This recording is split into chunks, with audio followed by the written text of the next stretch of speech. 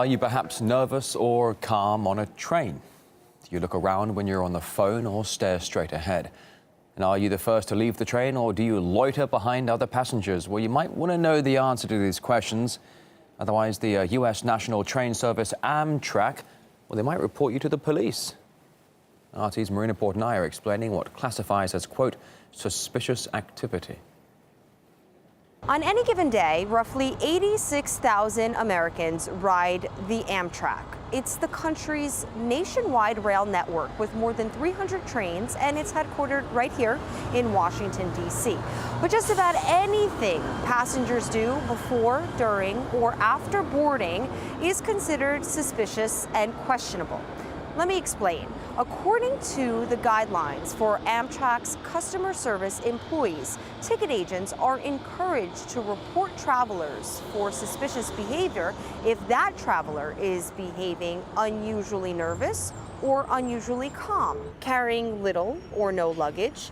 If the passenger looks around while making a telephone call or stares straight ahead, that too, according to Amtrak, may form the basis of criminal suspicious activity. The company also says purchasing tickets immediately prior to boarding, paying in cash or lots of cash, is worth reporting to the police. The American Civil Liberties Union says it's received several reports from individuals wrongfully searched and arrested on Amtrak trains. That includes a woman who was speaking too loudly on her phone and a photographer who was taking pictures of a train for the annual Amtrak Picture Hour train competition. The ACLU says that Amtrak police haven't caught a single potential terrorist or uncovered any serious threat as a result of reporting suspicious activity under these guidelines. But Amtrak's broad and vague understanding of potential criminality leaves most passengers open to being targeted for what is considered normal, lawful behavior. Marina Portnaya, RT, Washington, D.C. And investigative journalist Dave Lindorf thinks that Amtrak's, quote, suspicious activity guidelines are just another example of how the level of paranoia is getting out of hand.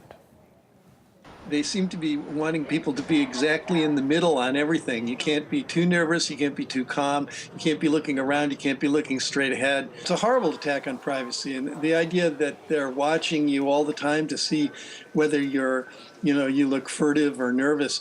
These tend to be excuses for police to do whatever they want to do, which is basically to racially profile and go after minorities and teenagers. I think the U.S. is kind of exceptional in this level of paranoia that people have about terrorism, and also in the extent to which our police have been militarized like an occupying army. I just cannot believe the number of police cars I see in the course of a day in my suburban community. They're everywhere.